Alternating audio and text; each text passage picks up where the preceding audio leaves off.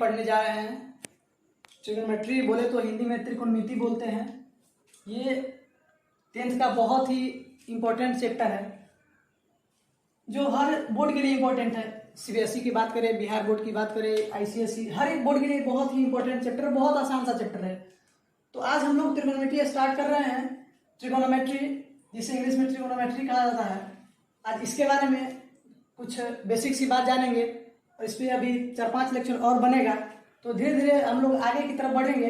तो आज पहला ये जो ट्रिकोणोमेट्री का फर्स्ट क्लास है, तो हम लोग देखेंगे मतलब ट्रिकोणोमेट्री कहाँ से आया है, कौन बनाया, कैसे इसका त्रिकोणमिति नाम पड़ा ट्रिकोणोमेट्री, इसका क्या मतलब है, क्या क्या पढ़ना है। बहुत सारी इसमें डेरिवेशन है, फॉर्मूला है, लेकिन बहुत ही आसान चैप्टर है। लास्ट तक वीडियो देखना। वीडियो देखने के बाद कहीं कोई दिक्कत नहीं होने वाला। बहुत ही आसान शब्दों में, बहुत ही आसान भाषा में पढ़ाने जा रहे हैं। तो ये आज ट्रिकोणोमेट्री बोले तो ये 3 वर्ड से बना हुआ है, 3 वर्ड से डिफाइन किया गया है, देख सकते हो। First is tri, second one is gono and third one is metry. Tri का मतलब होता है बच्चों 3, गोनो का मतलब होता है एंगल्स, और साइड भी बोल सकते हो। और मेट्री का मतलब होता है मेट्रॉन।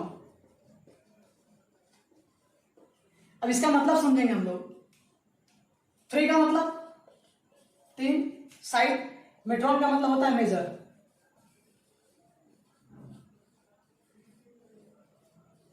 मेजरमेंट। अगर इसको समराइज करके बोले तो ट्रिकोणोमेट्री क्या है? ट्रिकोणोमेट्री मैथ के वह ब्रांच है, वह शाखा है जिसमें हम लोग तीन भुजा वाला आकृति कौन सी होती है? त्रिभुज। यानी त्रिभुज के तीनों भुजाओं और कोनों के बीच में और जो मापन होता है उसके संबंध के बारे में अध्ययन करते हैं। क्या बोला जाता है उसको? ट्रिगोनोमेट्री बोला जाता है। उसी को हिंदी में त्रिकोणमिति कहते हैं। तो इसको जल्दी से वीडियो को पॉज करके उतार लो, फिर आगे इसका पढ़ते हैं।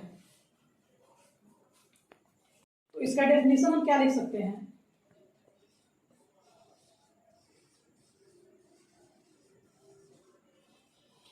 The branch of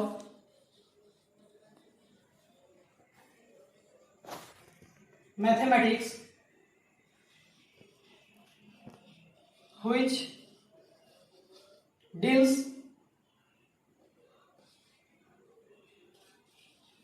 the relation between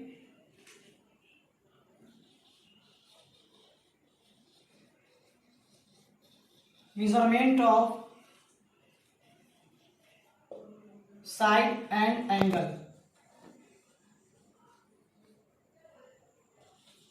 of triangle।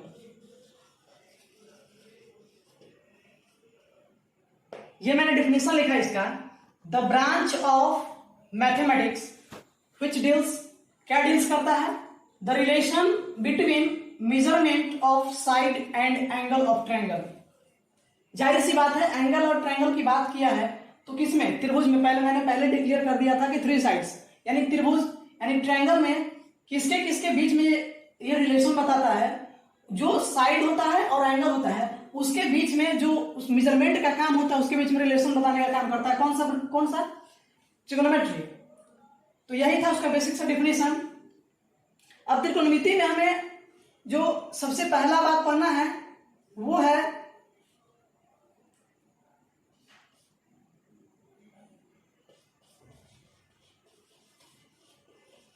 Trigonometric ratio. Hindi में बोले तो इसे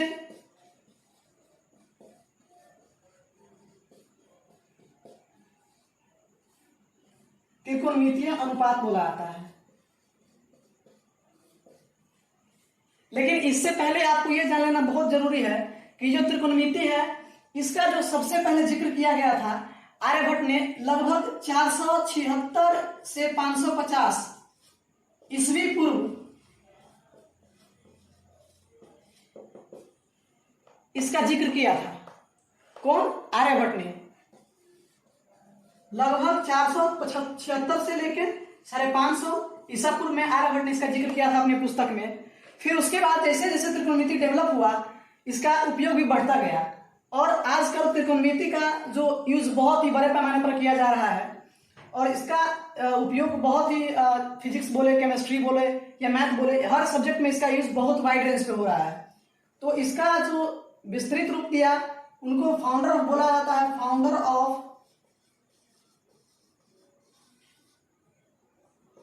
ऑफ ट्रिगोनोमेट्री हिपार्चस को बोला जाता है।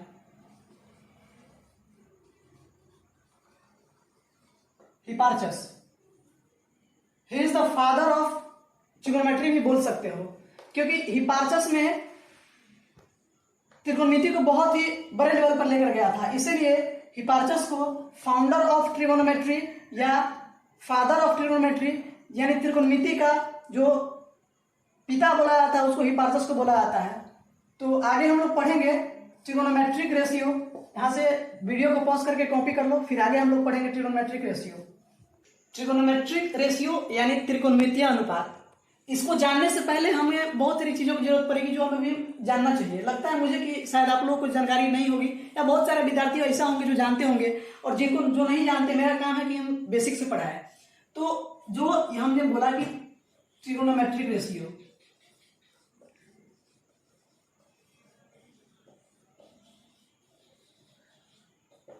इसको हिंदी में बोलते हैं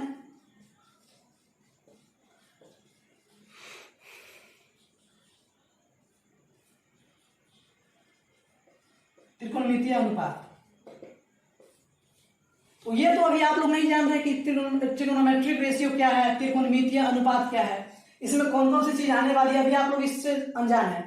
तो इसको जानने से पहले कुछ बेसिक सी बातें जाननी पड़ेगी जो इसमें आगे हमको यूज होने वाला है, तो उसको जान लेना बहुत ही जरूरी होता है। सबसे पहला बात नोट करेंगे कि इस त्रिकोणमिति में यानी ट्रिगोनोमेट्री में जब भी त्रिभुज की चर्चा होगी तो वो हमेशा कौन सा त्रिभुज होगा? Always we discuss about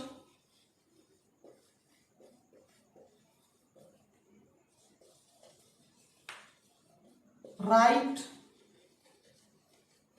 angle triangle. यानी जब कभी भी हम बात करेंगे त्रिकोणमिति में तो किसके बारे में बात करेंगे? समकोण त्रिभुज के बारे में। किसके बारे में? समकोण त्रिभुज के बारे में। और समकोण त्रिभुज का मतलब क्या है? एक कोण का मान कितना? 90 डिग्री।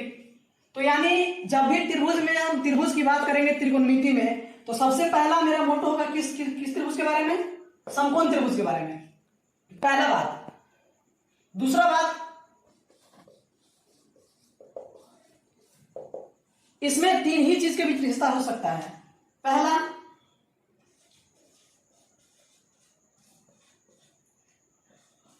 लंब। दूसरा, आधार। और तीसरा, कर्म। लंब को इंग्लिश में परपेंडिकुलर जिसे पी से डिनोट करते हैं। आधार को बेस बोला जाता है जिसे बी से डिनोट करते हैं। और कर्ण को हाइपोटेनस बोला जाता है जिसे एच से डिनोट करते हैं। तो इसी बेसिक सी बात है कि इसी तीनों के बीच में अब कोई टेंशन वाली बात नहीं है। अब पूरे त्रिकोणमिति में हम सिर्फ इसी तीनों के बीच में रिलेशन देखेंगे, उससे सिर्फ सवाल उसी के बीच में आती है। तो अब ये तीनों चीज हो गया। हमने क्या बात बताया? पहला बात किसके बीच में रिलेशन होगा? पहला लंब, दूसरा आधार, तीसरा कर्ण। लंब बोले तो परपेंडिकुलर, आधार बोले तो बेस और कर्ण बोले तो हाइपोटेनस। इसी तीन के बीच हम लोग रिश्ता देखेंगे और इसी रिश्ते से पूरे त्रिकोणमिति पर चर्चा करेंगे। तब तक वीडियो को पॉज करके उतार लीजिए, फिर आगे देखते हैं कि इस तीनों के बीच में कैसा संबंध है, क्या संबंध है, कैसे हम लोग इसके बीच में रिलेशन निकालेंगे। तो अब देखते हैं, सबसे पहले हमने क्या बोला कि लंब, आधार और कर्ण, इस तीनों के बीच में रिश्ता है। रिश्ता कैसा है? अगर जो बच्चे 9th में पढ़े होंगे तो वहां पर उसको पढ़ाया गया होगा, रिकॉल कर दो एक बार, तो ये बात उनको पढ़ाया होगा, अवश्य पढ़ाया गया होगा, पाइथागोरस प्रमेय। कौन सी प्रमेय? पाइथागोरस प्रमेय। बहुत खासा यूज होता है इसका त्रिभुज में। ये मान लो कि त्रिभुज ए, बी और सी, ये कोण ए है, ये कोण सी है। सबसे पहला बात, त्रिभुज में तीनों कोणों का जो सम होता है, बोले तो जो तीनों कोणों का योग होता है, कितना होता है? पहले सबसे पहला बात, angle A plus angle B plus angle C, इसको पूरा का योग कितना होता है? समेशन 180 डिग्री, जिसमें बी का मान अकेले 90 डिग्री है।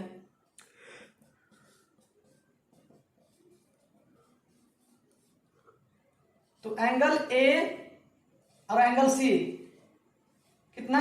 90 डिग्री। अब एक बात और याद दिला दूं, ये आगे यूज होने वाला है वैसे, कि हम लोगों ने पढ़ा है कि जैसे अगर दो कोणों का योग, अगर दो कोणों का योग 90 डिग्री हो, कितना हो? 90 डिग्री हो, यानी summation of two angles is equal to 90 degree, then it is called supplementary angle. Complementary angle यानी इसको अगर दो कोणों का योग अगर 90 डिग्री हो तो उसको समपूरक कोण बोला जाता है। कौन सा कोण? संपूरक कोण। कौन सा कोण? संपूरक कोण। और इस संपूरक कोण को अंग्रेजी में बोलते हैं कप्लीमेंट्री एंगल। अब देखेंगे रिश्ता कि इस तीनों के बीच में रिश्ता क्या है। सबसे पहला बात, इसमें एक कोण क्या है? समकोण है। मैंने पहले शुरू में बता दिया। किस त्रिभुज के बारे में बात करेंगे? समकोण त्रिभुज के बारे में, यानी राइट एंगल ट्रायंगल के बारे में। और ये जो पहला बात है, इसमें कितना, उसके अलावा दो न्यून कोण है। न्यून कोण उसे कहते हैं जिसमें कोण का मान, जिस मतलब कोण का मान 90 से छोटा उसे न्यून कोण बोला जाता है, और जिस कोण का मान 90 से बड़ा उसे अधिक कोण बोला जाता है। तो न्यून कोण को अंग्रेजी में एक्यूट एंगल कहते हैं और अधिक कोण को अंग्रेजी में ऑब्ट्यूज एंगल कहते हैं। तो ये न्यून कोण है। जाहिर सी बात है, अगर दो कोणों का मतलब 90 डिग्री है तो जाहिर सी बात है कि दोनों 90 से छोटा होगा। कंपेयर या तो कर लो, 45 का हो सकता है, 45 का हो सकता है, एक 30 होगा तो दूसरा 60 होगा, एक अगर 89 होगा तो दूसरा 1 होगा। तो इस तरीके से हम लोग देख सकते हैं। तो ये दोनों न्यून कोण है। कैसा कोण है? Acute angle. तो अब हम बात करते हैं कि कैसा रिश्ता है। अगर कोण ए के लिए पहला देखते, पहला कंडीशन में एंगल ए के लिए, एंगल ए के लिए, कोण ए के लिए, कोण ए के लिए बात करें तो एक बात तो ध्यान रख लो, पाइथागोरस प्रमेय क्या कहता है कि एच स्क्वायर बराबर P square plus B square. ये पाइथागोरस प्रमेय कहता है अकॉर्डिंग टू पाइथागोरस थ्योरम।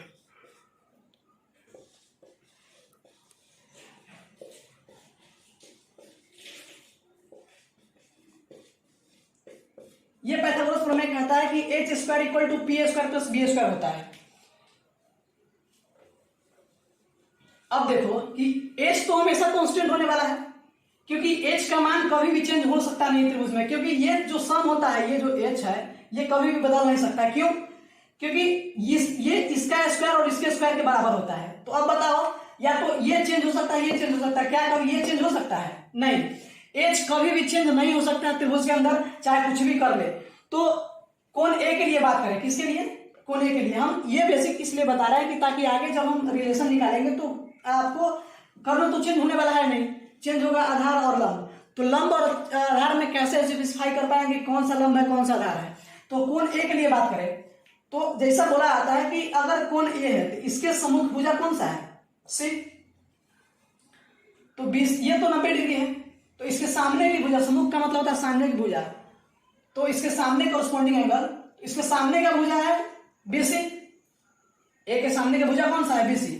तो ए के लिए बीसी क्या हो जाएगा? लंब। ए के लिए बीसी क्या होगा? लंब। एच अभी भी वही रहेगा,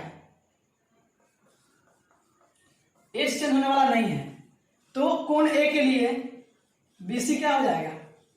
लंब। अच्छा, हम लोग अगर हम एक बात पूछे आप लोगों से कि हम लोग का आधार क्या है, रहने का आधार क्या है? धरती। धरती पे रहते हैं, तो जिसपे कोण का ये किस कोण पे टिका हुआ है, ये कोण है किस पे टिका हुआ है, इस बीसी एबी पे। ये पूरा कोण किस पे टिका हुआ है, एबी पे। तो एबी क्या हो गया, आधार। और जो बच गया एसी तो बोला कि कभी चेंज होने वाला नहीं है, तो एसी क्या हो गया, कर्ण।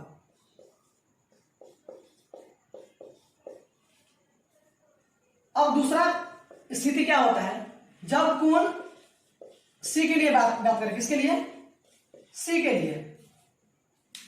तो सी किस पे टिका हुआ है, बेसिकली देखें तो सी बीसी पे टिका हुआ है, मतलब सी का आधार क्या हो जाएगा, बीसी।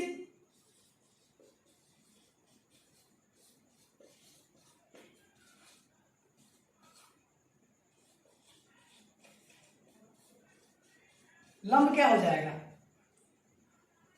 A B. लेकिन देखो कर्ण अभी भी वही है।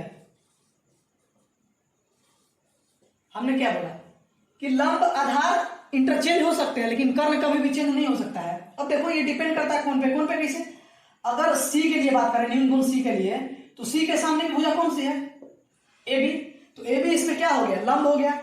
हमेशा जिस कोण की जिक्र की जाए उसके सम्मुख भुजा यानी सामने वाला भुजा हमेशा क्या होगा, साइड, हमेशा लंब होगा। क्या होगा, लंब होगा।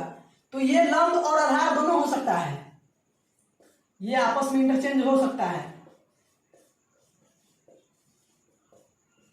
हमने देखा अभी प्रूफ किया जैसे कि लंब आधार अलग अलग हो सकता है, लेकिन कर्ण कभी भी अलग नहीं हो सकता है, क्योंकि एक त्रिभुज के लिए कर्ण एक स्पेशल होता है, जबकि लंब आधार आपस में इंटरचेंज होते रहते हैं। वो डिपेंड करता है कि किस कोण के बारे में बात कर रहे हैं।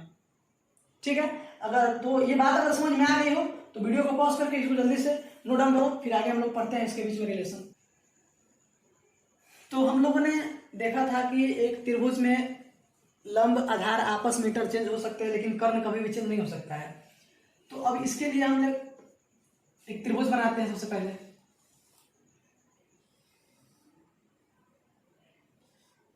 ए बी सी, ये 90 डिग्री।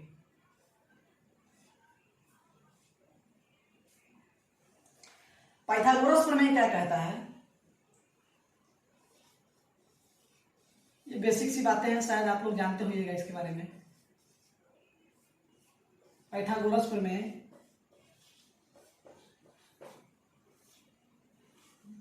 ये बोलता है कि कर्ण का स्क्वायर लंब के स्क्वायर से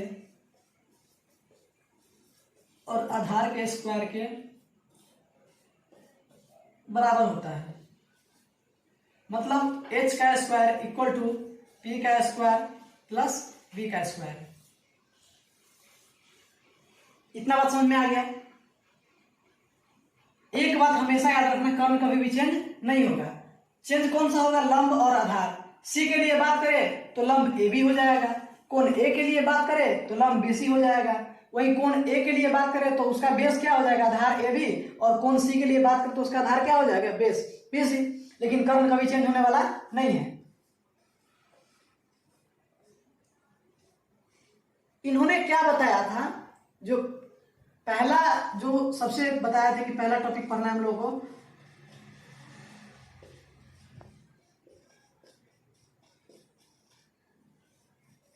त्रिकोणमितीय अनुपात।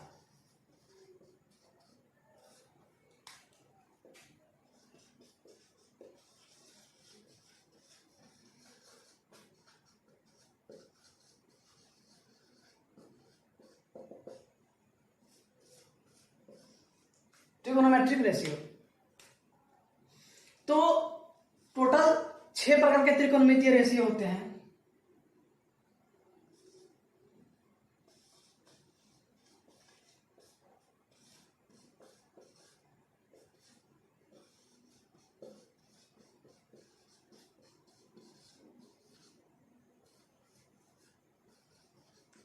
साथ साथ नोट करते रहना।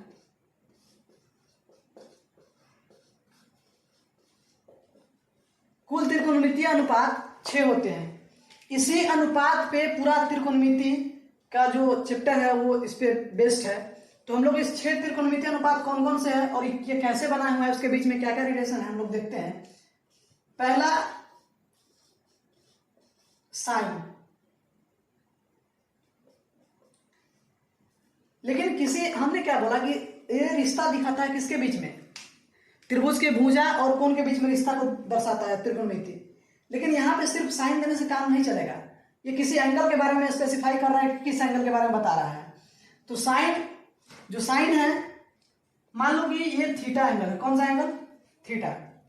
तो साइन थीटा, पहला त्रिकोणमितीय अनुपात यह कहता है कि साइन थीटा जो होता है वो लंब अपॉन कर्ण, लंब बटा कर्ण, इसी को बट्टा भी बोलते हैं, इसी को भाग भी बोलते हैं, और इसी को अनुपात बोलते हैं, P अपॉन H। दूसरा जो देखेंगे कॉस थीटा, ये होता है आधार बट्टा में कर्ण, B अपॉन H।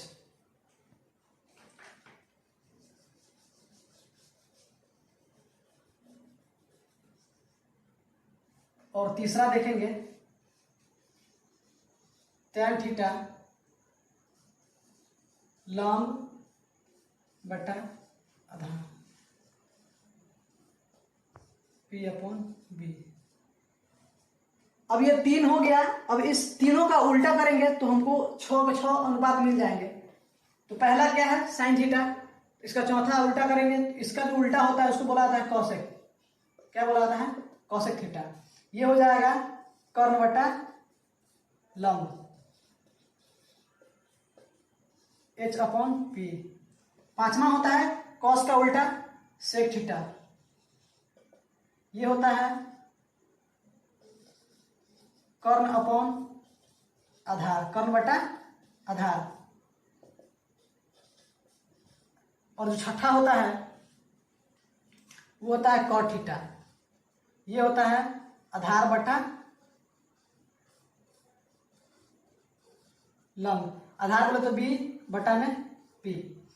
तो ये कुल मिला के 6 त्रिकोणमितीय अनुपात है जो आप लोगों को जानना था। इसके बाद हम देखेंगे कि त्रिकोणमितीय अनुपात जो आया है उसके बीच में कैसे क्वेश्चन पूछा जाता है, कैसे उससे क्वेश्चन बनते हैं, उसके बीच में कैसे रिलेशन को निकालते हैं। H और P और B के बीच में अगर H दिया है, P दिया है, तो उसके बीच में अब दूसरा वाला थीटा कैसे निकालेंगे, दूसरे मतलब कोण के बीच में संबंध कैसे निकालेंगे। तो ये सब आगे की वीडियो में देखेंगे। तो इसको पॉज करके उतार लो जल्द से, फिर हम आगे पढ़ते हैं। तो हम लोगों ने देखे थे कि 6 त्रिकोणमितीय अनुपात होते हैं। पहला साइन थीटा, दूसरा कॉस थीटा, तीसरा टैन थीटा, फिर कॉसेक थीटा, फिर कॉस थीटा, फिर कॉट थीटा। तो ये 6 हम लोगों ने त्रिकोणमितीय अनुपात देख लिए थे। अब इस पर कुछ बेसिक सा सवाल करते हैं कि कैसे किस तरीके से क्वेश्चन पूछा जाता है। तो सबसे पहले हम लोग एक छोटा सा सवाल लेते हैं। पहले देखते हैं कि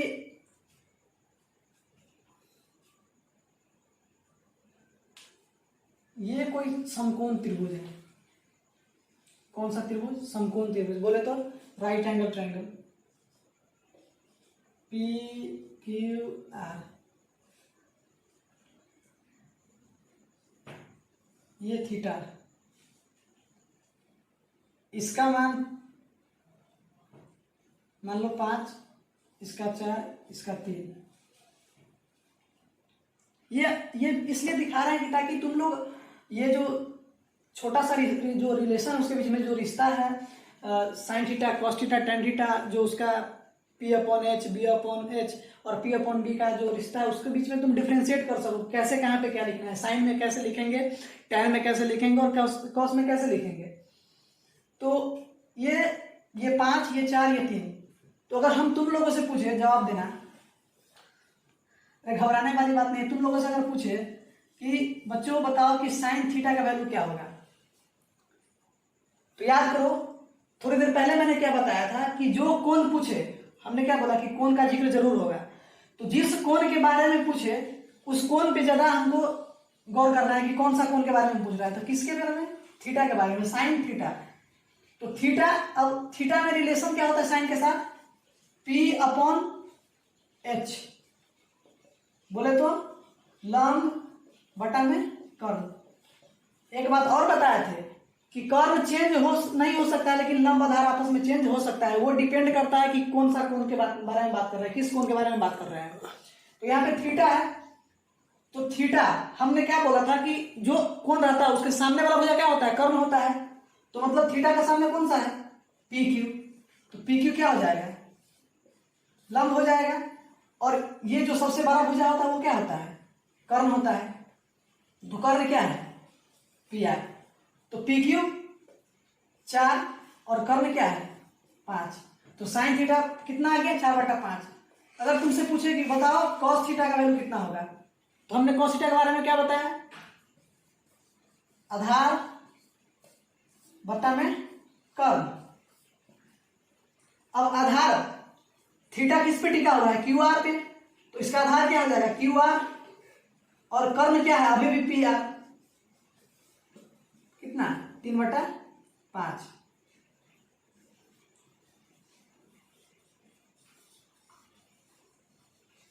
tan थीटा, tan थीटा के बारे में बात करें तो इसका होता है लंब बटा आधार। तो लंब कौन सा है इसके लिए, पी क्यू, और आधार क्या है, क्यू आर। कितना हो जाएगा, 4/3। तो देख सकते हैं कि एक त्रिभुज के लिए कर्व चेंज हो रहा है, नहीं हो रहा है, कौन सा, सिर्फ अगर ये थीटा अगर यहां रहता, तो अगर सोचो अगर ये थीटा, चलो आगे करते हैं।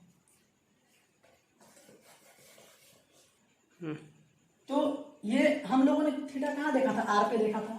अब थीटा कहां पे चला गया, पी के पास। अब देखो क्या होगा, दूसरा स्थिति, थीटा थीटा के लिए। अब थीटा कहां था, पहले आर के पास था, तो लंब आर के लिए ये था कोण। इस जो आर पे जो थीटा कोण था उसके लिए लंब क्या था, 4। अब देखो थीटा कहां पे आ गया, पी पे शिफ्ट हो गया। तो थीटा के लिए लंब क्या हो जाएगा, क्यू आर। कितना है, 3। थीटा के लिए आधार, ये देखो थीटा के सम्मुख भुजा है, ये लंब हो जाएगा। और ये तो कर्ण है, और जो बच गया सो आधार। तो आधार क्या है, पी क्यू 4, और कर्ण क्या है, पी आर 5।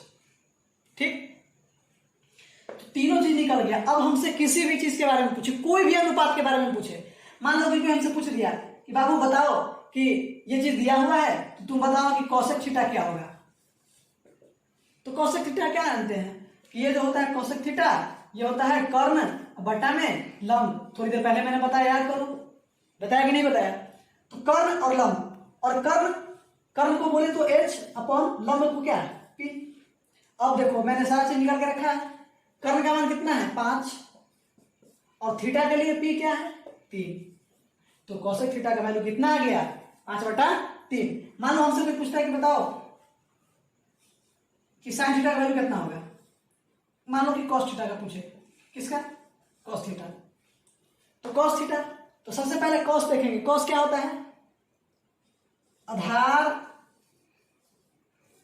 बटा कर्ण। अब देखो आधार का मतलब बोले तो बी, कर्ण का मतलब बोले तो एच। अब देखो बी निकाल के रखा है मैंने थीटा के लिए, बी कितना है 4, और एच कितना है 5। तो ये हो गया कॉस थीटा का वैल्यू। तो यही थी बेसिक सी बात। अब हमको नहीं लगता कि कोई परेशानी होना चाहिए पी, बी और एच के बीच में। तो जल्दी से इस बेसिक से क्वेश्चन को नोट करो, फिर आगे हम लोग इस पे एक छोटा सा सवाल लेते हैं, फिर होमवर्क देखेंगे, फिर इसके बाद देखते हैं क्या होता है। तो हम लोगों ने अभी देखा था, एक छोटा सा सवाल लिए थे कि तीनों चीज अगर दिया हुआ है तो कैसे हम लोग उसके बीच में रिश्ता या अनुपात लिख सकते हैं। तो अब देखिए एक छोटा सा क्वेश्चन लेते हैं। क्वेश्चन ये है,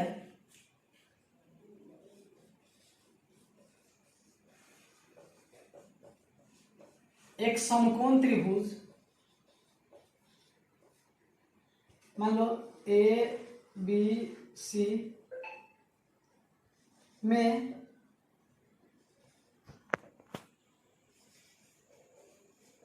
कोण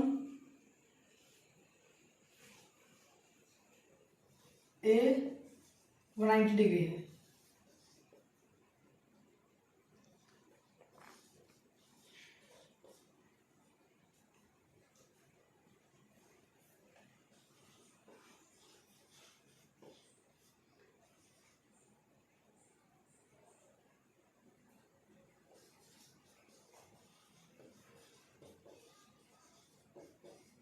जो इस प्रकार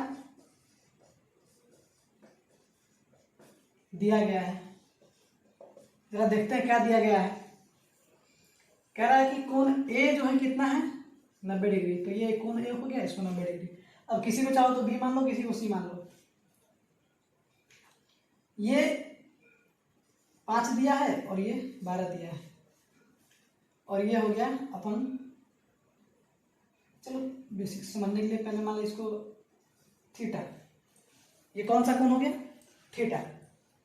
हमें किसके बारे में पूछ रहा है? थीटा के बारे में। और जो भी क्वेश्चन पूछेगा हमसे किसके रेफरेंस में पूछेगा? थीटा के रेफरेंस में। मतलब हम यहां पर देखें, यहां पर अगर सॉल्यूशन देखें, कोण थीटा के लिए क्या बताया था कि थीटा के सामने वाला भुजा, सम्मुख भुजा मतलब ए बी, क्या हो जाएगा उसके लिए? लंब। बोले तो पी कितना? 5। मान लो ये 5 सेंटीमीटर है, ये 12 सेंटीमीटर। ठीक उसी तरीके से हमने बोला था कि कोण जिस पर टिका हो, किस पे टिका हुआ है? एसी पे। ये तो कर्ण हो गया, जाहिर सी बात है। त्रिभुज में, त्रिभुज का एक और गुण होता है कि जो कोण सबसे बड़ा होता है उसके सामने वाली भुजा सबसे बड़ा होता है। तो इस सब में बात करें तो सबसे बड़ा भुजा कौन है? ए है 90 डिग्री। बाकी ये दोनों मिलाकर 90 है, ये अकेले 90 है। तो ये इसके सामने भुजा कौन सा है? बेसी। तो जाहिर सी बात है कि त्रिभुज का एक गुण होता है, प्रॉपर्टी, जो 9th में पढ़ना था, कि जिसका कोण सबसे बड़ा होता है, जो मतलब उसके सामने वाला भुजा भी सबसे बड़ा होता है। तो 90 डिग्री तो उसके सामने वाला भुजा क्या होगा? कर्ण होगा। और कर्ण सबसे बड़ा होता है, हम जानते हैं। तो इसके लिए कर्ण क्या हो गया? बीसी हो गया, बीसी हो गया कर्ण, जो कि हमको निकालना है। अब एसी, एसी क्या है? आधार।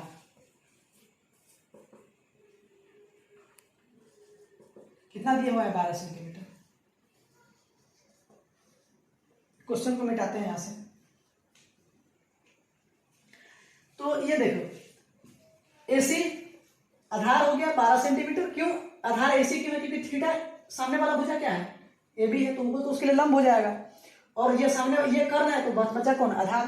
तो एसी क्या हो जाएगा? आधार हो जाएगा। अब देखो कि ये जो थीटा है, थीटा के लिए हमसे पूछ रहा है कि मान लो पहला क्वेश्चन, एच को अभी छोड़ दे रहे हैं। पहला क्वेश्चन ये पूछ रहा है कॉस थीटा का वैल्यू निकालिए। दूसरा tan थीटा का वैल्यू निकालिए। कॉसेक थीटा का। ठीक, 2 क्वेश्चन लेते हैं सर। देखो हमसे पूछा क्या है? कॉस थीटा और कॉसेक थीटा। अब ध्यान देखो, हम लोग थीटा के लिए सारी वो जो चीज जरूरत थी हम लोगों ने निकाल के रख लिया ऊपर। लेकिन अब देखो बात देखो, तो यहाँ पे किसके बारे में पूछ रहा है? कॉस थीटा के बारे में। किसके बारे में? कॉस थीटा के बारे में। तो कॉस थीटा ये रहा। तो हम लोगों ने क्या बोला? कॉस थीटा का फॉर्मूला क्या पढ़ा था हम कि ये जो होता है कॉस थीटा का फॉर्मूला होता है, जो आधार का जो और कर्ण का जो होता है वो रेशियो होता है। क्या होता है? आधार और कर्ण के बीच में रेशियो क्या होता है? वो कॉस थीटा। और कॉसेक थीटा क्या होता है? ये होता है कर्ण और लंब के बीच के रेशियो। अब देखो ध्यान से, क्या आधार पता है?